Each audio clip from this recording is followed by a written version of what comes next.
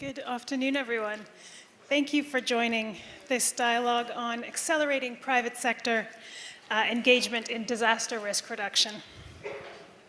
My name is Emma Haidt. I'm a partner in a private equity fund, and I'm on the investment committee and an NED and a number of others. I'm also on the investment advisory board for the UNDRR.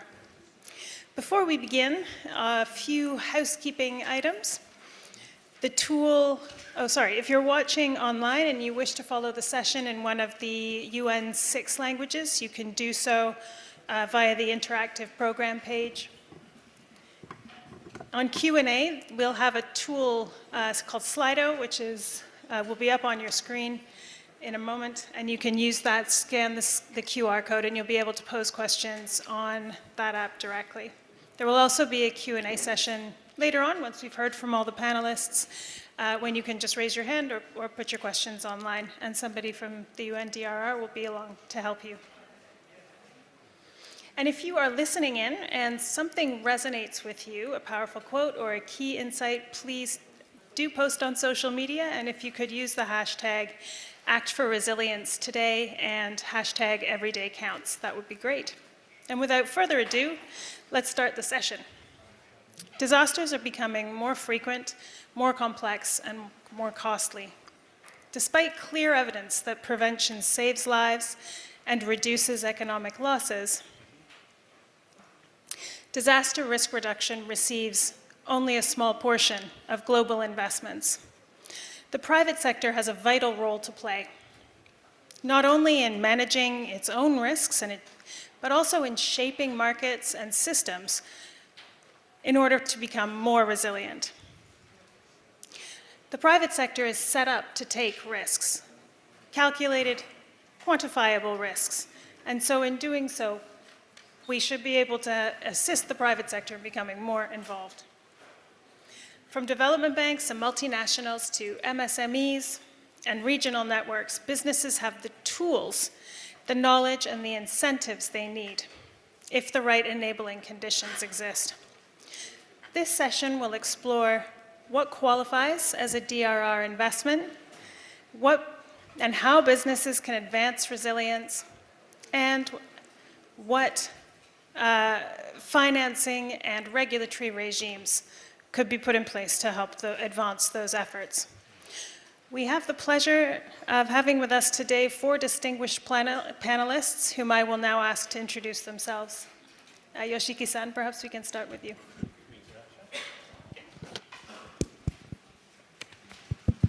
Thank you, Emma. Hey, hello, I'm Yoshiki Hiruma from Development Bank of Japan. Thank you. Good afternoon, everyone. My name is Pettifer Lewis. I'm the Executive Director of the Grenada Chamber of Industry and Commerce, a member of CARICHAM. Thank you. Good afternoon, everyone. My name is Terry Kinywa. I'm co-chair of Arise Network, and I'm country director for Invest in Africa, Kenya. Thank you. Hi, everyone. My name is Laurent Gitzendanner. I'm the head of corporate security for Syngenta Group, but I'm also the chairman of the Corporate Chief Resilience Officer Network, part of the UNDRR Public-Private Partnership Group. Thank you.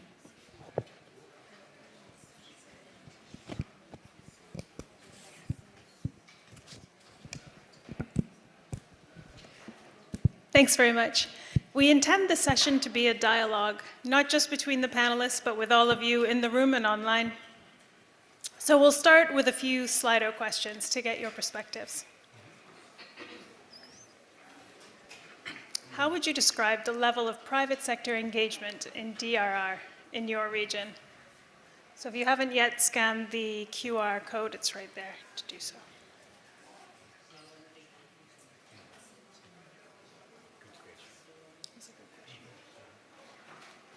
Low but growing.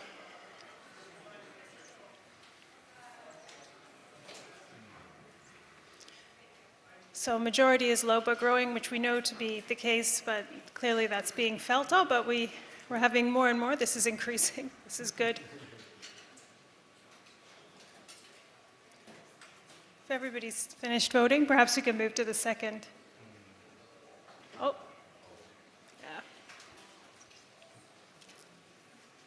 what is the biggest barrier preventing private sector investment in DRR? So you can select up to 2 of these.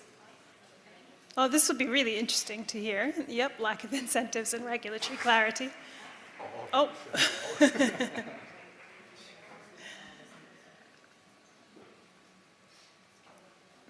Unclear definition. Oh, that's an interesting one. It's very difficult to define very clearly. With so many different sectors, we'll have different definitions and different actions will be necessary. Okay, we have a few things to work on. Short-term business priorities, of course.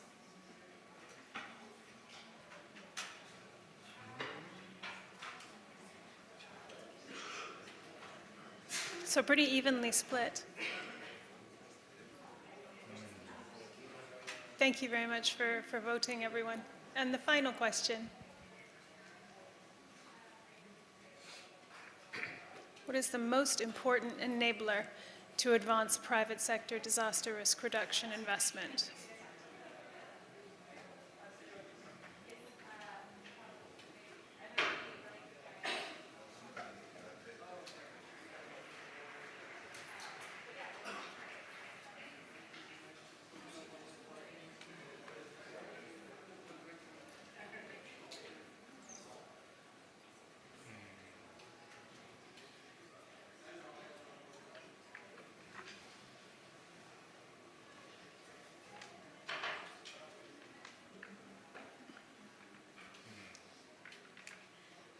That's very aligned with the answer to the last question. We need more incentives and regulation surrounding what to invest in. And aligning the private sector.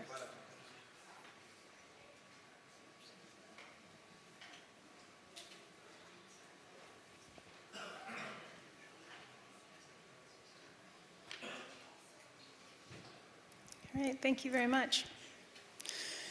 So we see from everyone who voted, for which thank you, we've heard that from you that barriers are not just technical, but also systemic, linked to incentives, data, regulation, and political will. Let's explore what a course correction to 2030 might look like, how we can scale up resilience investments, and drive enterprise resilience through embedding that into procedures. And we'll hear from panelists how they have been able to do that and are still improving. I'll ask each speaker one question, but please, panelists, do contribute to one another questions if you have your own perspective to add to another's answer. Yoshiki-san. From the perspective of development finance institution, what financing mechanisms or tools have the highest potential to unlock disaster risk reduction investment across the private sector, but especially in SMEs? And if you could also share specific innovations and blended finance experiences that others can build off, that'd be very helpful. Thank you, Emma. So, thank you, excellent gathering today. So, before I answer Emma's question, so let me a little time.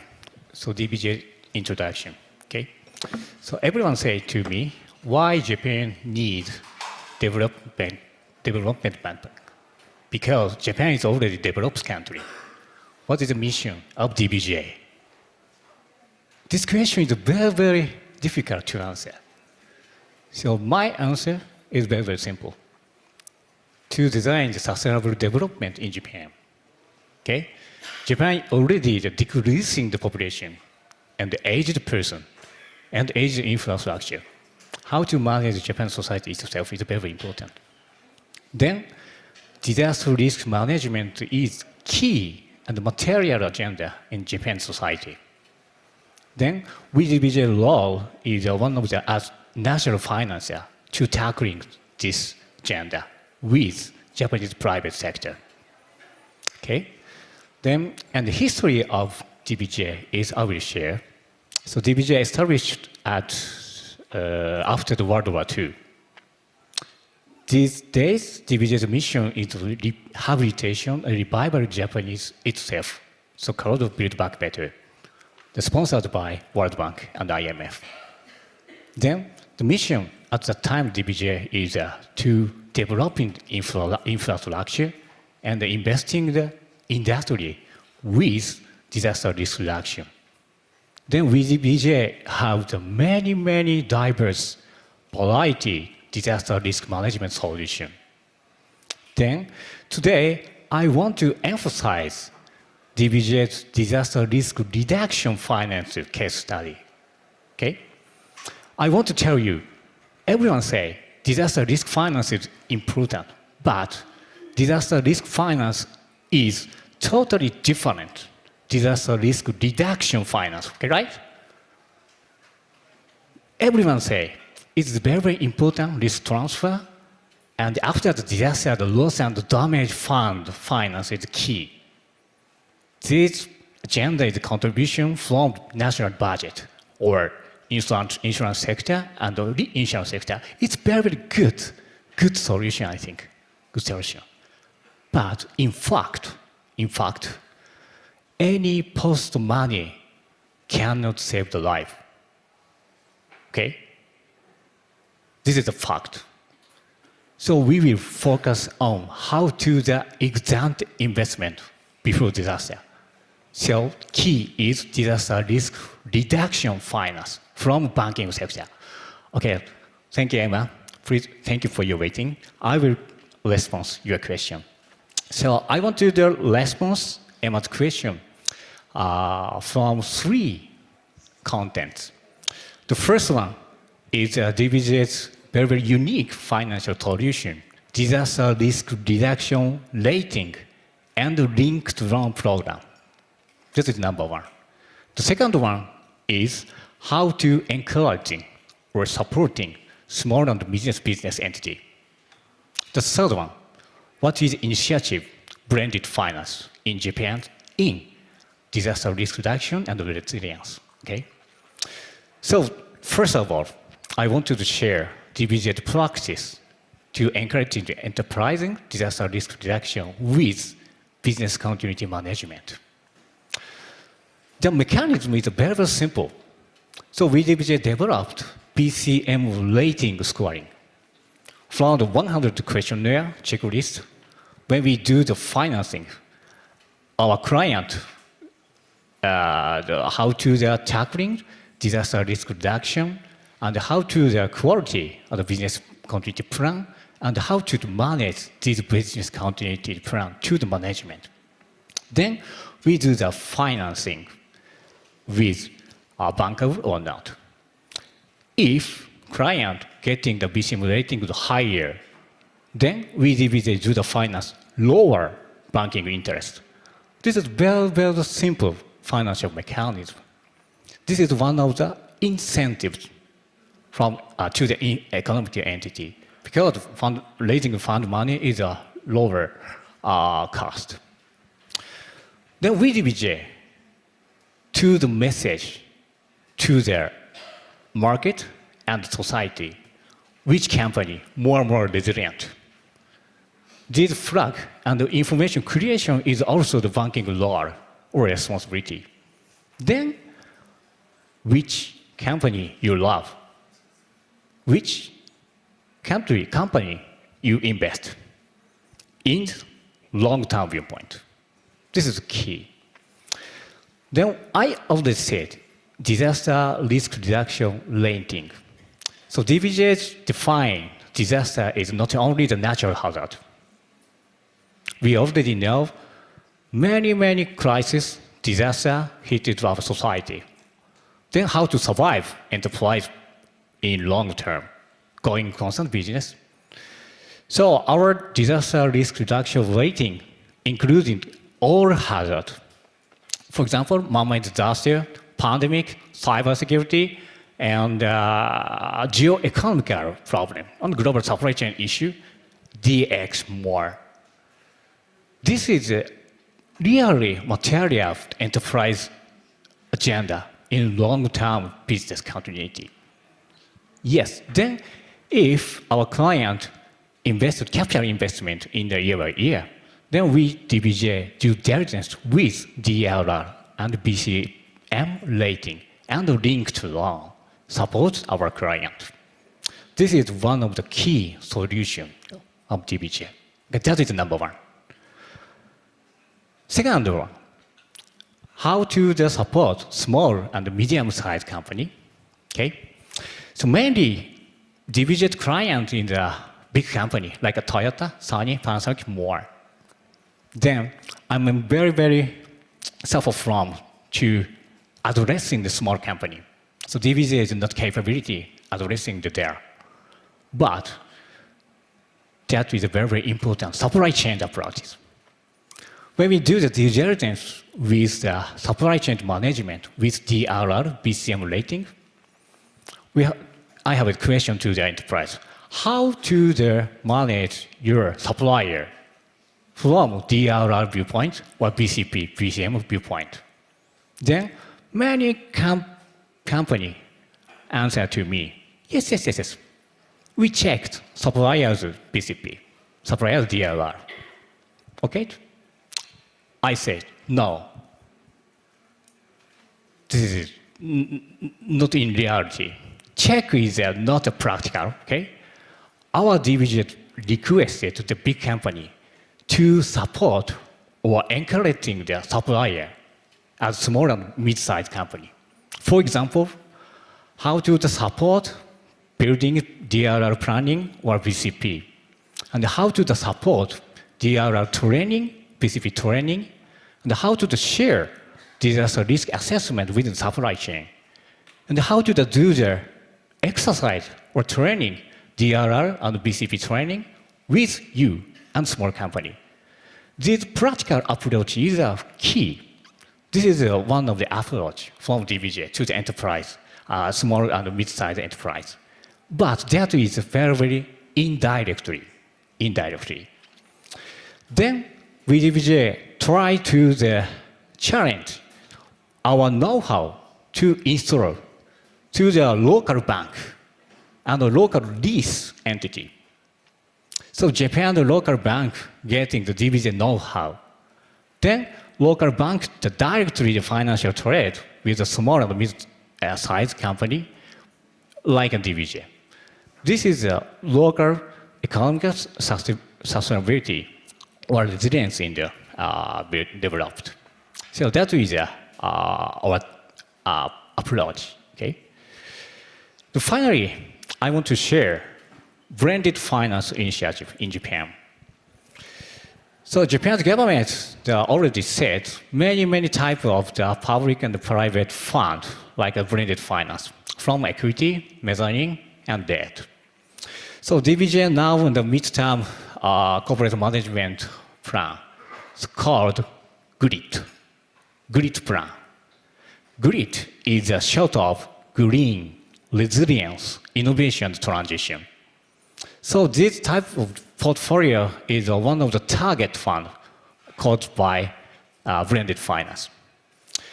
So private bank money is very, very significant, important meaning in branded finance. The first one in the scalability on the fund side. And the second one in the accelerating the speed, this agenda to the investment. And finally, and funded performance in the more good from business side. Then we DBJ already have branded joint ventures policy target fund from GRIT, resilience, innovation, transition agenda. Yeah. So this branded finance, the role of DBJ is very simple. To supply the risk money. Risk taker is a DBJ's role. From the equity and mezzanine tranche is a DBJ supply. Then private sector, private banking sector in the do the debt. So these branded finance, branded joint ventures solution already DBJ have. Okay. So DBJ is one of the national financier as the how to design the Japan society and in the world society to building financial solution with disaster risk reduction. Okay? Thank you for your time. That is my answer. I'm sorry it's long. Thank you, Emma. Thank you for all Thank of you you. so much. Thank you.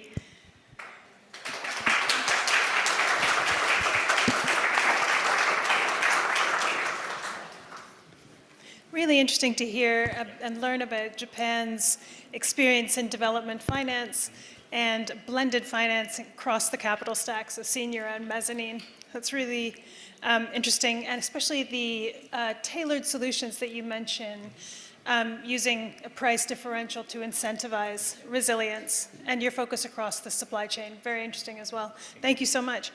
Turning now to the Caribbean context. Betifa, if I could ask you to share some of the practical challenges that SMEs face in investing in resilience, and how CARICHAM has helped to overcome these. Perhaps you could highlight how local chambers are creating enabling conditions for risk-informed enterprise planning as well, please. Thank you, Emma. Good afternoon again. I'll address this three-part question. First, talk about the challenges, and I think we all agree, based on the results that we saw here, that it's very common. I'll also speak to the network of Caribbean chambers, what we're doing there, and then speak about the local chambers, what we're doing there as well. So I think we will all agree that investing in resilience is critical for the survival and growth of SMEs in the Caribbean.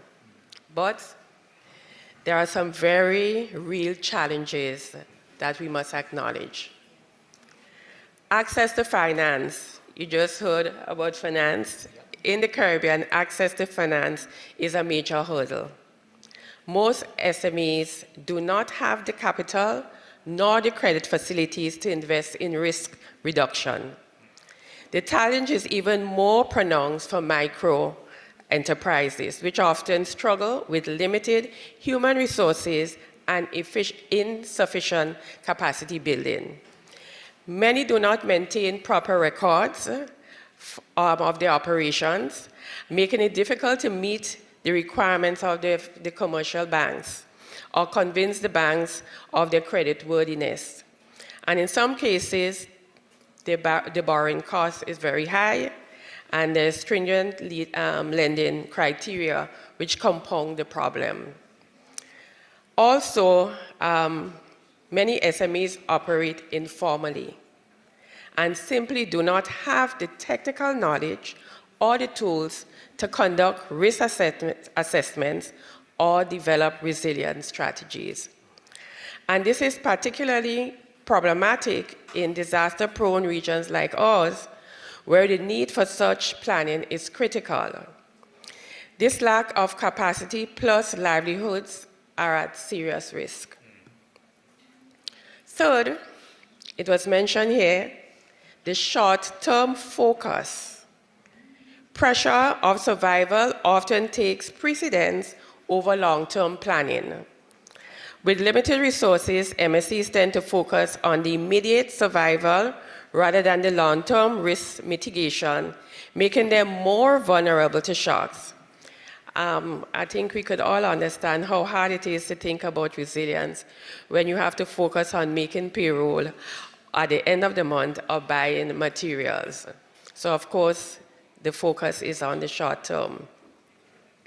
Now, CARICHAM, which is the network of Caribbean chambers, comprising 25 chambers in the Caribbean region, however, is playing a pivotal role in supporting MSC's resilience.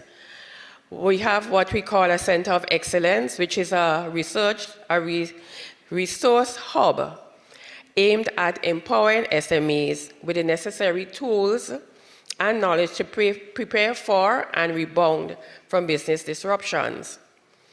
CARICHAM has developed a business continuity planning toolkit to assess vulnerabilities, identify risk, and implement continuity strategies. Now, this toolkit has been adopted across member chambers and is being localized for relevance. And of course, anybody who has internet has access to use it as well. We share it with everybody. It's in many languages, Spanish, French, Dutch. So, and we are also looking at translating more and more of the material so that other people could have access to it. CARICHAM also hosts several fora, webinars, conferences, where chambers and businesses share lessons and best practices, creating a learning loop that promotes scalable solutions.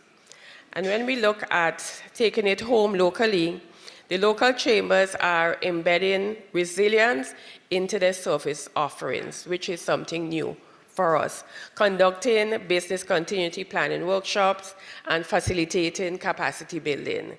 We also do it through train-the-trainer programs so that these trainers could continue to train other people because, as you may realize, chambers have very little resources as well. So this is how we use to multiply the effect. So we also continue to advocate for policy changes, engaging with governments to shape SME-focused disaster risk financing and infrastructure policies. We also engage in fostering public-private collaborations. We partner with disaster management agencies to ensure private sector voices and needs are reflected in the national resilience planning. In the Eastern Caribbean, chambers collaborate with the Eastern Caribbean Partial Guarantee Corporation, the ECPCGC agency that partners with our financial institutions in the Eastern Caribbean to provide access to finance for micro, small, and medium enterprise sector. While this is not specifically for resilience, it can be used for that purpose. So while SMEs in the Caribbean face clear barriers in investing in resilience, CARICHAM and the Center of Excellence have provided a unified platform and practical tools to overcome them. And with local chambers leading the charge on the ground, we're not just reacting to risk, we're building smarter, stronger, and more sustainable enterprises across the Caribbean. Thank you very much.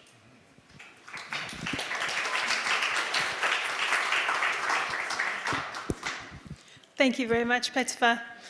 Really interesting to hear a different perspective about how, about the struggles that local chapters face, the lack of records, and that kind of thing, which leads to a lack of perceived credit quality, and as a result, higher borrowing costs. And interesting to hear about the role that they're playing in building up resilience, so actively highlighting the value of knowledge sharing and how they can create partnerships to gain access to funding. I'd like to turn now to Terry. Perhaps we can explore how these models resonate globally and how Arise is helping to steer private sector engagement. As the global chair of the Arise Global Board, how do you see regional business ecosystems evolving to support disaster risk reduction? And what kind of private sector collaboration with the public sector is proving most effective? Thank you very much, Emma, and co-panelists. And indeed, as you have said, you know, disasters are increasing. They're increasing in intensity, they're increasing in frequency, and they're affecting everybody. So, of course, initially, you would see that there are certain entities that would be taking this as a greater imperative than others. But where we are today, it has become, you know, more of a market imperative that indeed for businesses to survive, they must be thinking of disaster risk reduction at the core, not as a by the way, not as a nice to have, not as an addition when you have, you know, everything else aligned, but it has to be really in the core. And that has changed even, you know, how we view each other despite being very diverse. When you talk about private sector, it's a whole spectrum. It's not one definition that describes everybody. But now it's very clear that, you know, we can only do this together. So we are seeing a big appreciation of all of society approach. we are seeing, the private sector understands very well their role and that they have a role to play in DRR, and that they cannot play this role alone. And this is the case with public sector, with academia. So we are seeing greater collaboration towards coming together to ensure that we have solutions that everybody has a part to play in, everyone's needs are considered, and at the end of the day that these then are effective. I think during COVID-19, one of the greatest lessons we learned was around value chains. And, the resilience of the local and global value chains was deeply, deeply tested. And therefore now, you see everybody is considering how do we embed resilience into our value chains to ensure, therefore, you see greater diversity, greater inclusivity into the value chains. For example, initially, to give an example, pre-COVID, it was easy for international organizations in any country to decide that their entire supplier chain or the entire suppliers in the supply chain will come from whichever country they're trusting in terms of providing the qualities and the quantities that are needed. But once transport was no longer possible, then there was greater consideration into how do we embed both enhance capacity and embed the local suppliers of where the operations are to ensure that they have that supply chain resilience. And then there was room and opportunity, for example, for the micro, small, and medium enterprises that Petifa was talking about to really become incorporated into that. There has been innovation in finance. Traditional finance products, as mentioned, are not the only way to go, because one size does not fit all, definitely not for financing, but not for solutions around DRR as well. So there's greater partnership and greater innovation around creating products that really respond to the needs of different players within the private sector, and ensure that then they are able to access these products, and at the same time that these products are effective to meet their needs, as it were. You've talked about the regional ecosystem. And yes, this has been strengthened by partnerships, but there also has been a desire to learn, to co-develop solutions beyond specific regions. I think there's greater interaction, partnership, at least exploration into partnering on a larger scale beyond regions, as it were. And of course, when I say regions, I believe here it's very subjective. Some of us are now thinking my country or the countries around us or continent, but whatever the case may be, the worlds are coming down. And some of the ways that this has happened is through the global partnerships for scaling resilience, where we have, even if it is for learning, for example, there's a lot more sharing of tools, for example, which are available there, and these tools are picked, these tools are localized, learning and testing is going on to ensure that the tools then become very, very effective for where they're finally intended for, although they do not have to be developed just for that particular region. Empowering local actors, because many times when it comes to disaster risk reduction, we have talked about the last mile. When you talk of the human to the last person, how are they empowered? Previously, organizations will think about themselves, their supply chain, and take care of that. But increasingly, and I have really encountered that, particularly at this global platform, speaking to different actors in the private sector, that they are now looking at employees within the organization and even their own families, and how do we ensure, to the last mile, everybody is empowered. And just stepping out, it is not, there are not pockets of this happening. It's not a few.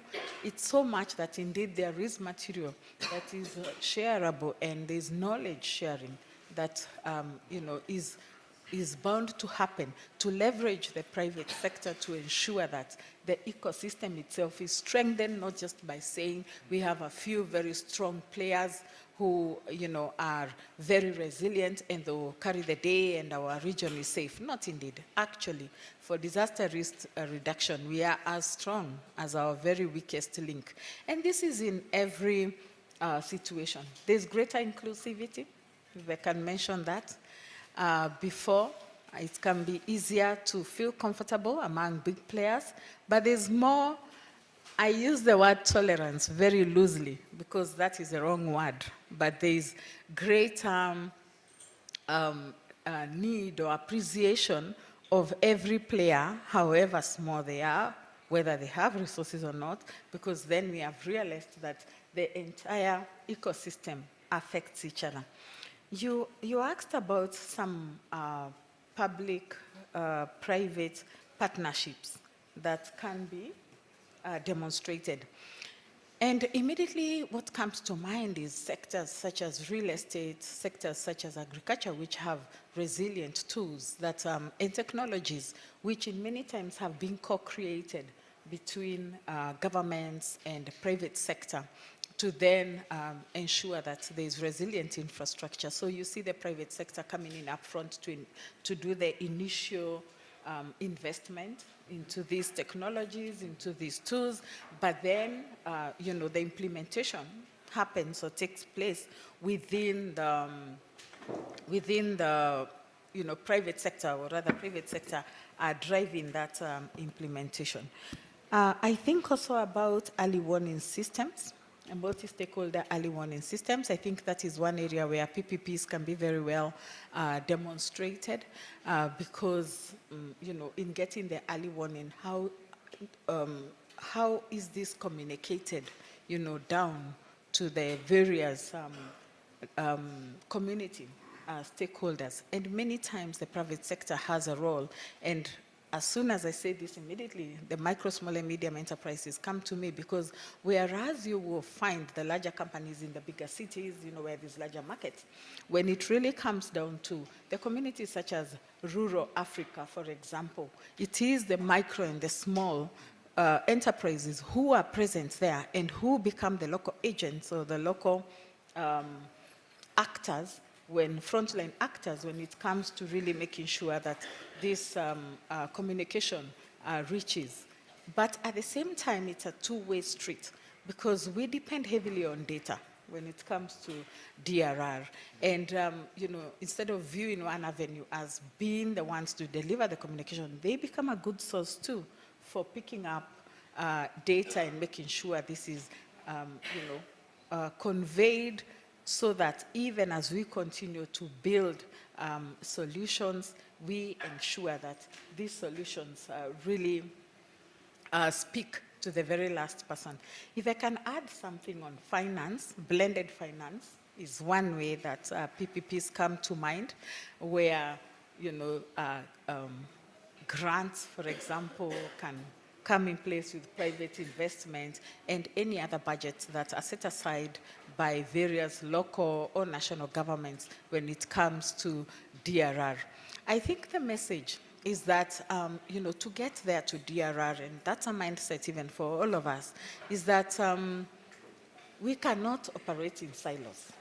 We really must be thinking of all of society approach, and not, considering who is most convenient to pick from this society and work with, but really thinking about what would be the impact or the test to our resilience if the weak link is really very weak, that it undermines everything else that we have put in place.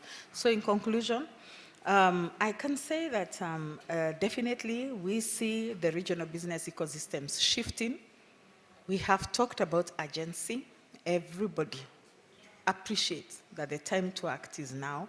Everybody appreciates that we barely have enough time to be getting to the targets that we aspire for.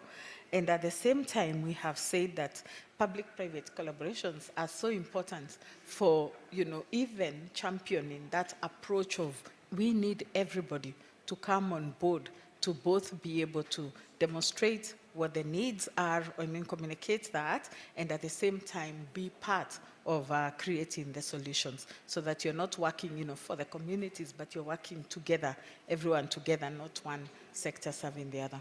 Thank you.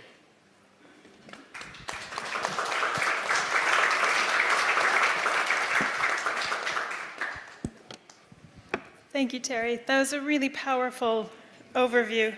And what stands out is the shift you've described from resilience as a sort of corporate social responsibility obligation to one that is embedded in the strategy, the finance, and the supply chain, as you say, down to the last mile. And the integrity of that supply chain being only as strong as its weakest link. And so the incredible recognition of the power of knowledge sharing and the fact that we stand so much stronger together than we do alone really came through. Which leads us neatly to our next speaker, Laurent. As a global agribusiness operating across more than 90 countries, Syngenta sits right at the intersection of supply chain risk, food security, and climate resilience. Perhaps you could share how Syngenta is integrating disaster and climate risk across its operations and value chains, and what kind of frameworks or incentives would be helpful to assist you in going further. Thanks, Emma. I think I'm going to start with most of my speak today will be with my Syngenta hat. But at the end, I will switch my hat from Syngenta to the chairman of the Corporate Chief Resilience Officer Network, because to show the connection between the two. So Syngenta, one of the largest agrochemical innovation company on this planet. For us, yes, obviously, disaster and climate risk are critical to us and to, let's say, the society in which we operate. And I'm going to give you, not to go through the long list of what we do, but 3 examples or 3 areas in which we focus to address disaster and climate risk challenges. So the first one is going to be around direct operation protection. The second one will be in the area of value chain resilience, and third and last will be on systemic risk management. On the direct operation protection, well, very maybe tactical examples, and I might be stating the obvious for a big company, but critically important for us is to review and update the business continuity plans for our strategic sites across the planet and make sure that they are aligned with the evolution of the risk trends. We included into our enterprise risk management, which is a classical review at the business unit level, the past, the current, and the future risk, and that includes disaster risk for us. So that the idea here is to document what is the level of disaster risk, but also what can we do about it, develop and deploy plans to address those risks. Supply chain, to your point, Emma, is obviously critical to agriculture as well. And here, it's not only the Syngenta effort, but it's also the example I'd like to put on the table here is the collaboration we have. We signed a formal agreement with our partner Maersk, who is this huge Danish logistic company, about how to ensure continuous improvement into the way we secure the supply chain, so that we learn from incidents, and as Terry mentioned, COVID was one, Red Sea was another one, and how can we learn from those incidents? So how can we then adjust our plans and ensure we have a supply chain that is always up and running according to the needs of the market, let's say. The other example is going to be around value chain resilience, And here, let me try to be practical and not too theoretical. Really the idea, and not only the idea but the reality, is to design and deploy digital solutions for farmers. So those digital solutions and technical solutions can be, let me give you two examples. One is the obvious risk and weather and climate risk information dissemination. So this is done through specific apps, but also sometimes in some countries, we were discussing this the other day with Terry in Africa, not all farmers are equipped with a smartphones, or maybe there is no 5G or 4G connection in many places on the planet.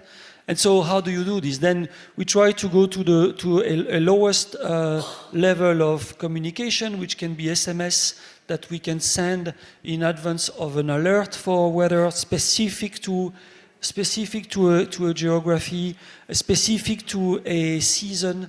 So just before harvest, this is super critical to be able to help the farmers to say, wait a little bit or accelerate if you can harvesting, as an example.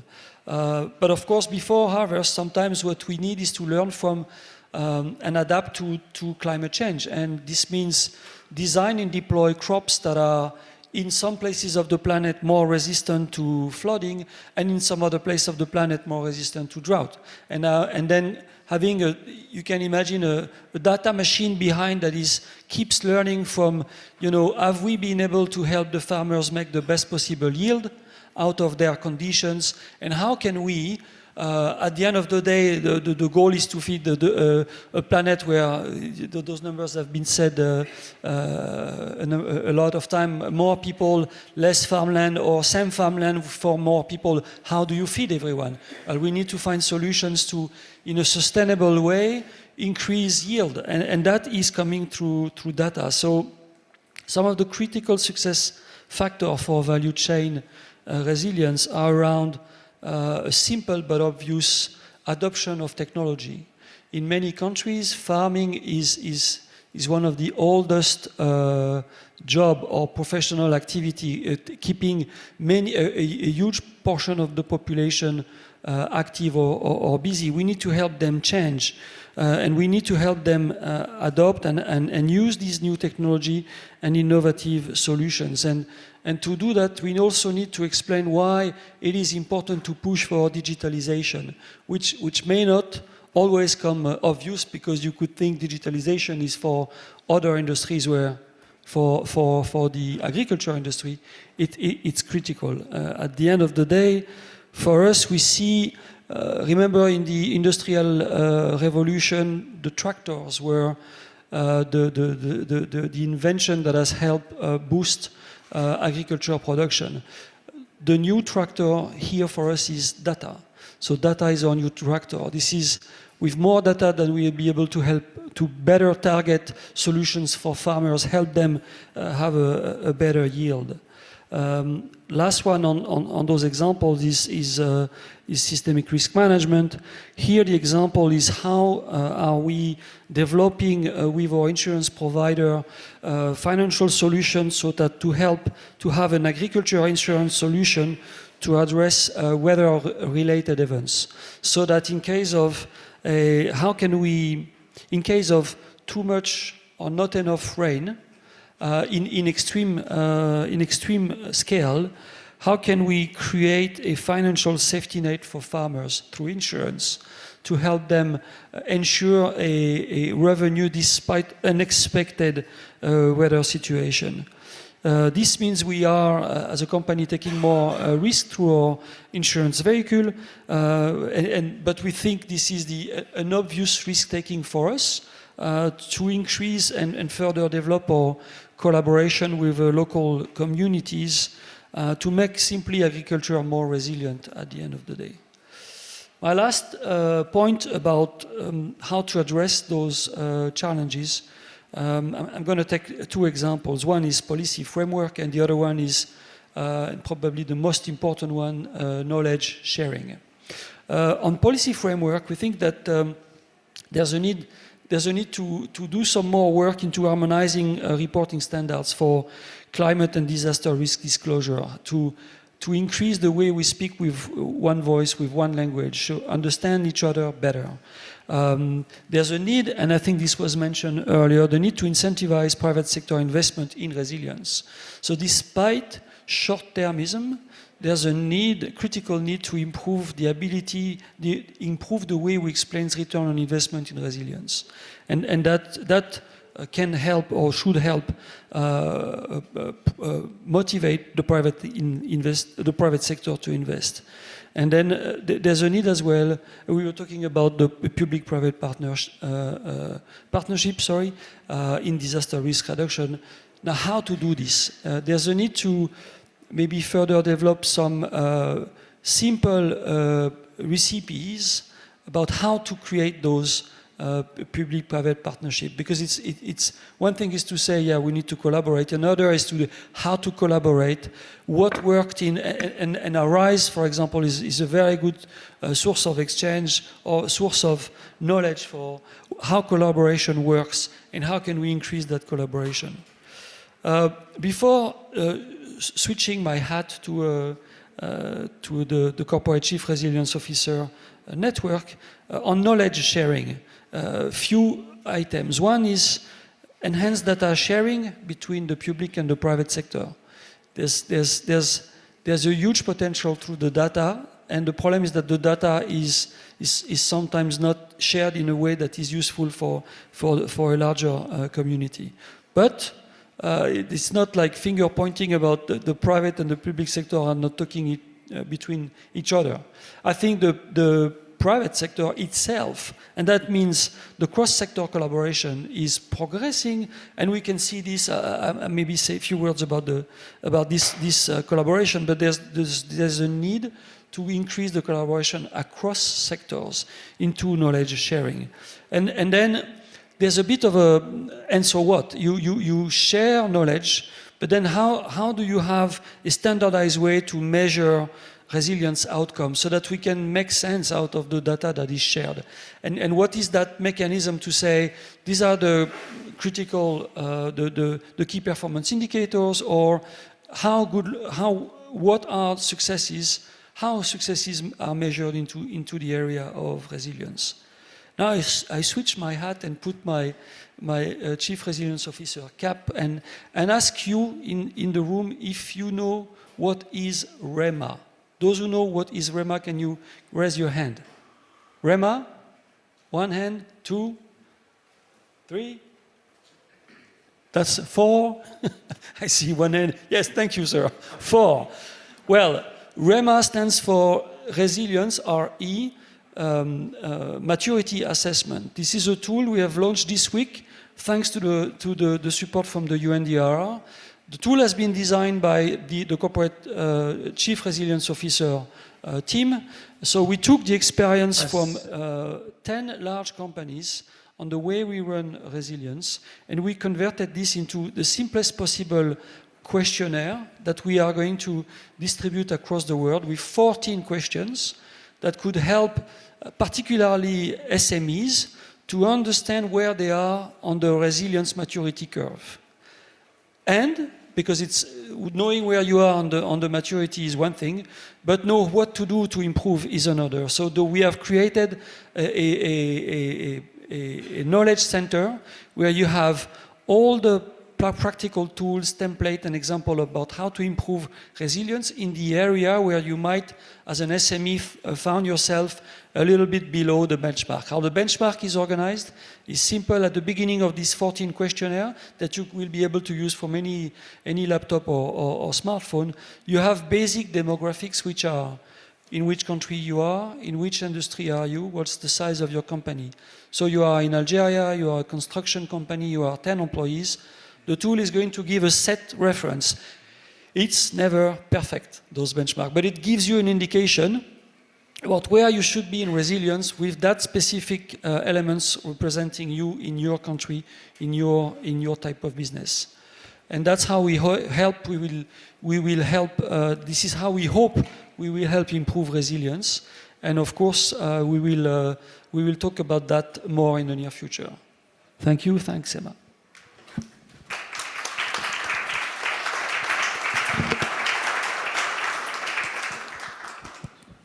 Thank you very much, Laurent.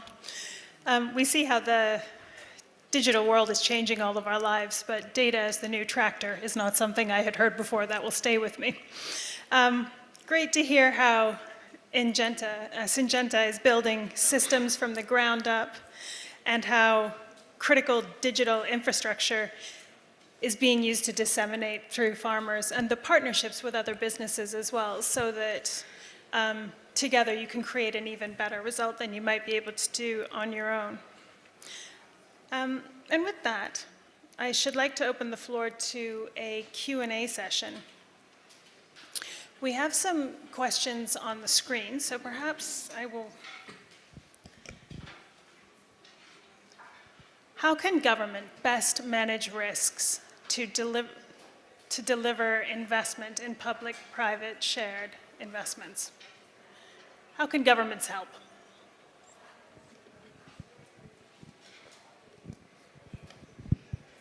I'd like to take the question in terms of how can governments best manage risks. And maybe the way I would like to twist that question and answer it from a private sector perspective. And think about what would really keep the private sector committed and engaged in delivering. So firstly, when you talk about risks, of course, in any partnership, you want to co-manage any risk mitigation. I mean, we do not want it to leave that in the hands of one party to be able to then look at what are the risks and mitigate them, but we want to collectively consider every risk from both directions and keep it. But what would really keep the private sector committed to delivery and be in this partnership to deliver is, firstly, there has to be some certainty to returns. Because you know, when the private sector are putting in their investment, in many cases is because, not in many cases, but ordinarily it's because they are then seeking a revenue return on that. So how can this be sustained? And it could be through things like putting tariffs, it could be through the government putting in guarantees. It's really thinking about even the model. Are they going to build and then turn it over to the government, or are they going to build and then retain and operate it? But ultimately, there has to be some certainty that there will be a return or a revenue generation from that. So when you think of that, the next close thing, because of course trust between the two must be tight and kept together, is there has to be proper legislation around this to make sure that there's a very clear legal framework into what will each party put in, what will each party expect in return, and make sure that when the partnerships are coming together, the partnership is being drawn up, that legal framework is so clear, it continues to enhance what I said, the return, but at the same time, it really does hold every party down to be able to deliver on their part to ensure then the risks for delivery is also being considered. When I think about a return on investment, there's an example that comes to mind that I really would like to share here, and I will be sharing from Kenya, the country I come from. And I have seen that when the government is very interested, for example, to promote technology, they have offered very large tracts of land, of government land, to private sector, so that the private sector, in return, is able to develop on that land based on what they want to move forward. And then you end up, putting big centers, for example, for early warning systems or other technologies in there. And everybody has skin in the game, this way. And when you think about it that way, then it is easy for my part to come in and looking at you, Laurent, there's a question you asked about, it's easy to say collaborate, then how? I think drawing clearly, what is everybody's role? What is a clear division of labor for each party? What is the expectation in terms of what you deliver and in terms of what you will receive back? And in these cases, that has been very successful when the government has put in the land and said that, we want private sector who is willing to develop this vision with us or to partner with us to develop this particular vision to come into play. And that has been successful in Kenya. And other than just the infrastructure, the same success with electricity and water, because, the government has a mandate to provide these amenities, but not all the time and not all the places it is possible. For example, in my part of the world in Kenya, the government is not able to provide enough electricity to reach every person. But the private sector themselves have a place to generate power and a guarantee that the government will buy or purchase this on the grid, So they can put in the investment because their return is guaranteed and because the need is very clear, you see. And then, through campaigns such as rural electrification, making sure in the rural areas everybody has electricity and being able to showcase how many people now have access or how many people, much more households do we have to go, then the private sector is able to make very informed, risk-informed investment to know that indeed by putting in our investment into this, we are very, very assured that there will be a market for it for X number of years, and we are guaranteed that the government will buy that. So I think all this does speak to the risk reduction or mitigation for the government, because at the end of the day, in every partnership, it's that what keeps you in the game, what really motivates you to deliver. Are your needs and expectations clear, and can you see a roadmap to the end that you will be able to meet and achieve the expectations you have on your side? I think that's really the game changer in the partnerships. Thanks. Thank you very much. Oh, sorry, Laurel. No, I can. If we could, I'm sorry, I hate to do this, but we're running a little bit behind, so Yeah. thank you. I build on this and reply to the next question at the same time. Okay. So yes, with Terry, we've been discussing and developing, how to reinforce the public-private partnership. And so, on that next question of what form, what is attractive to the private sector when it comes to PPP, I think that's certainly common sense, but sometimes common sense is not always common. So.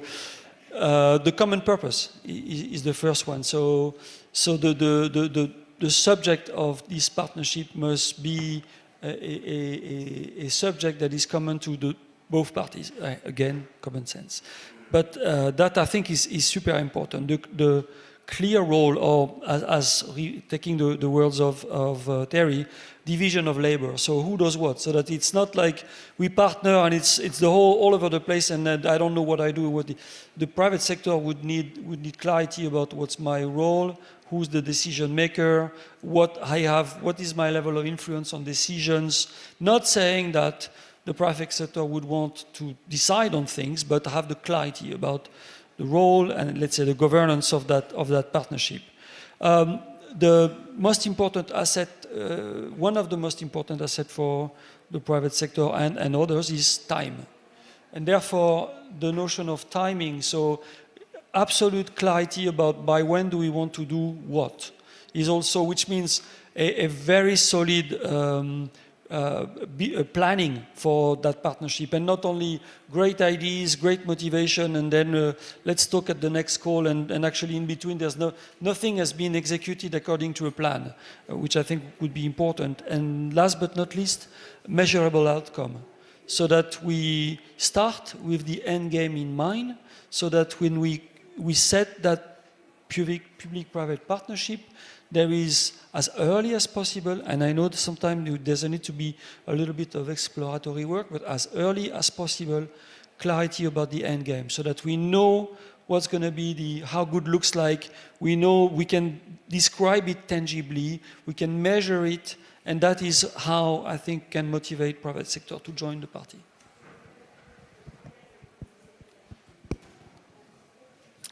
Thank you very much. We'll take one more question, just a 1-minute answer though, if we can keep it to that, because we're running a tiny bit behind schedule. Perhaps, Betsy-Fal, would you like to take the question on SMEs? Thank you. Yeah, sure, thank you. Many times we look at the cost of doing something, and we seldom look at the cost of not doing something.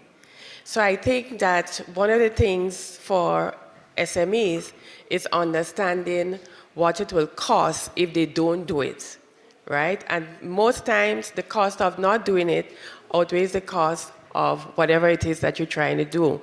Now, also, if you look at tying, so you give incentives, so it's carrot and stick. You give a carrot and you have a stick.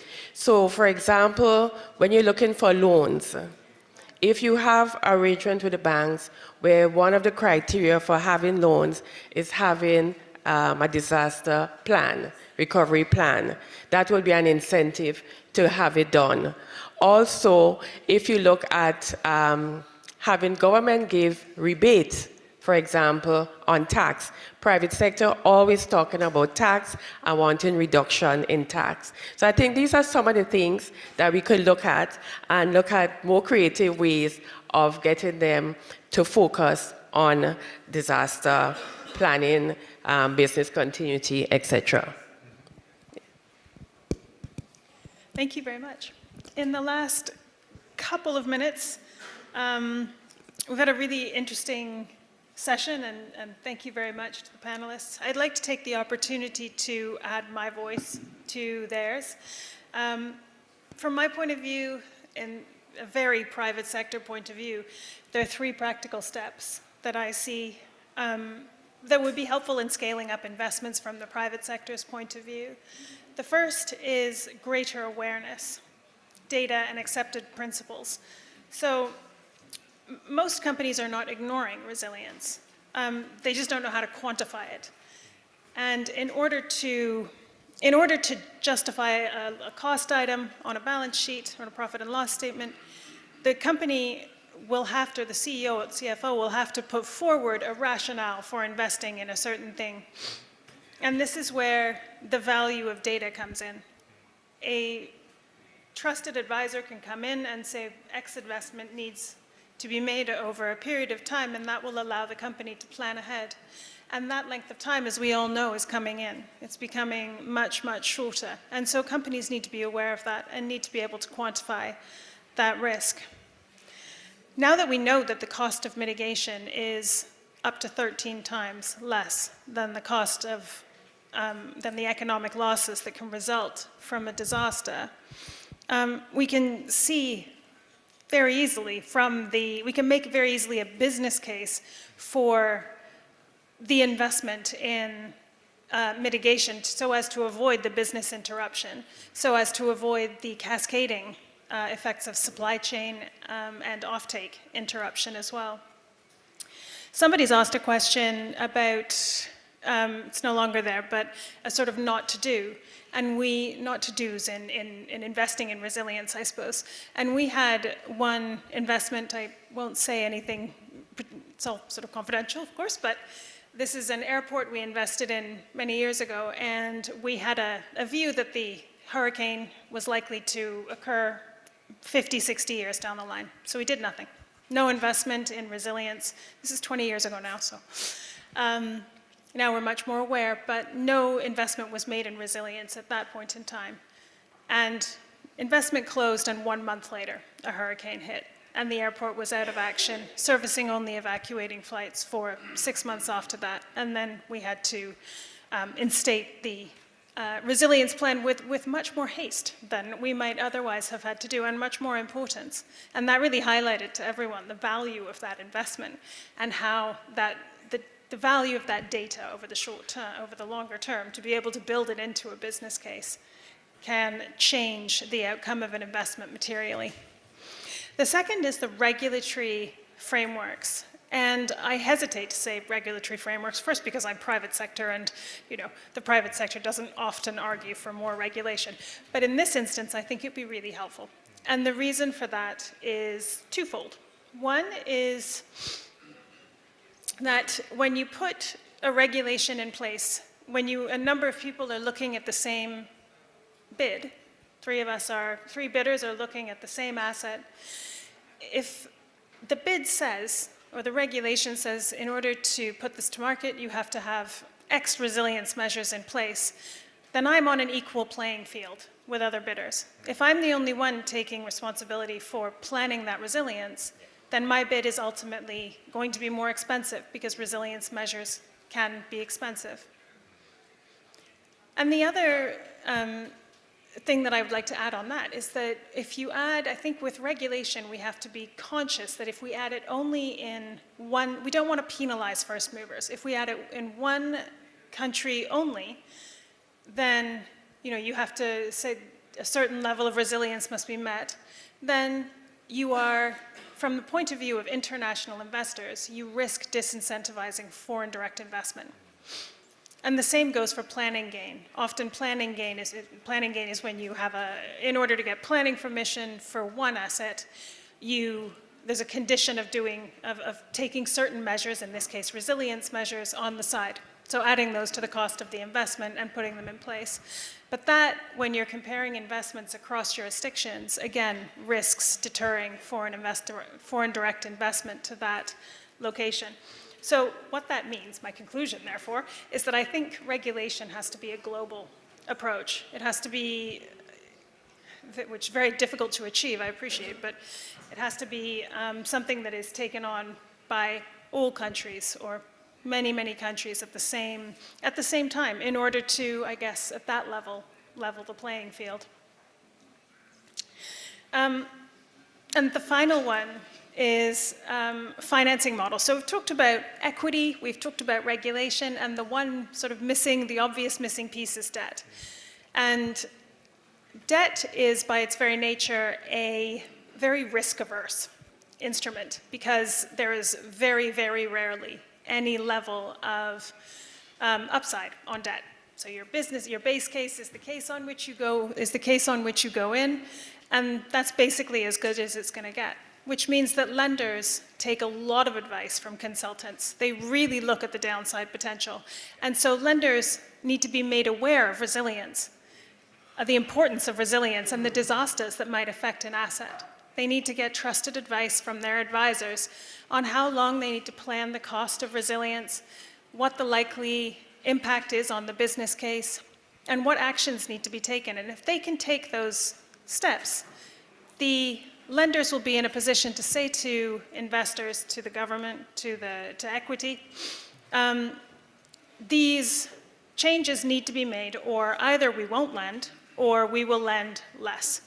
And as an investor, I can say that the amount of debt, certainly for infrastructure, debt makes up the vast quantity of the capital expenditure of an investment, up to 75–80%.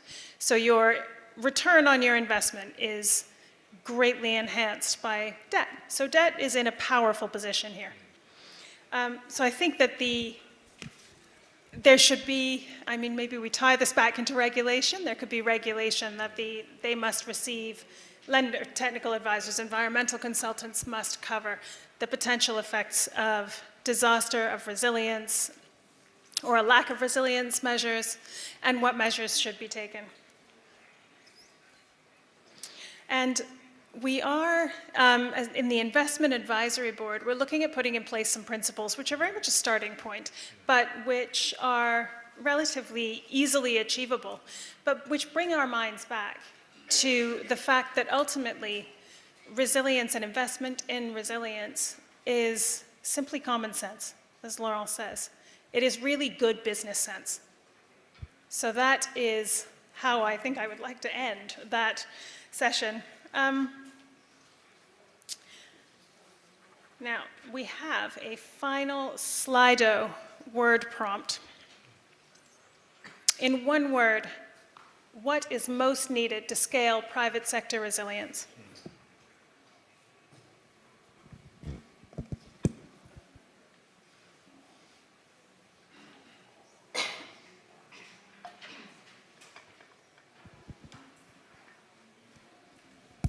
Perhaps the panelists would like to throw a word out whilst we're waiting.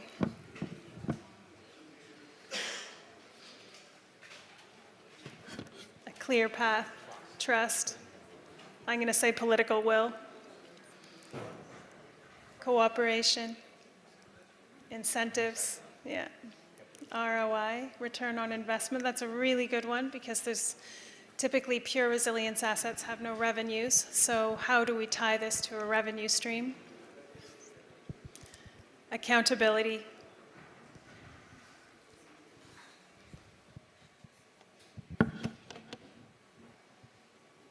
Regulation, cooperation. Yeah, transparency and accountability are things which Terry alluded to, which are very important.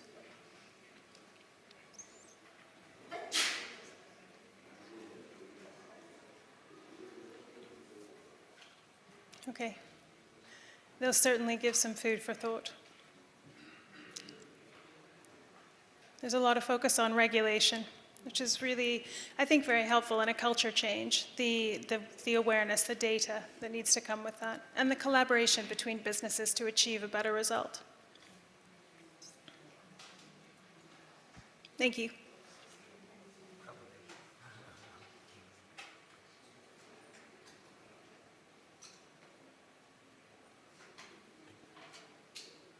Clear roles and responsibilities. That's a good one.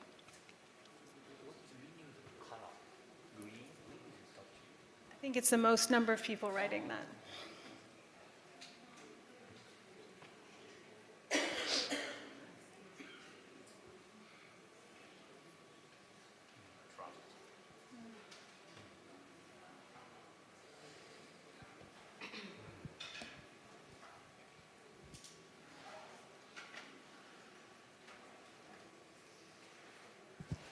Okay, thank you very much.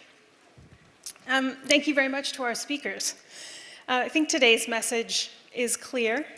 Finance must reward resilience, policy must enable it, and business must embed it. But the private sector is not a bystander, cannot be a bystander in resilience. It has a responsibility to support it and is central to its success. We've seen what's possible. From financial innovation and local enterprise support to global supply chain adaptation and information dissemination to the grassroots level. I think the tools exist, the leadership is emerging, and now we need to scale that. It's not about charity or compliance, but about future-proofing economies, communities, and investments. And Yoshiki-san, you made a good point that the losses that stem from disasters are not only economic, very much human as well, and there's no amount of insurance that can make up for that. So thank you very much to the panelists, the audience, and the organizers, and the UNDRR for your engagement. I urge you to stay connected through the global platform and the ARISE networks. This is where resilience becomes reality. Thank you.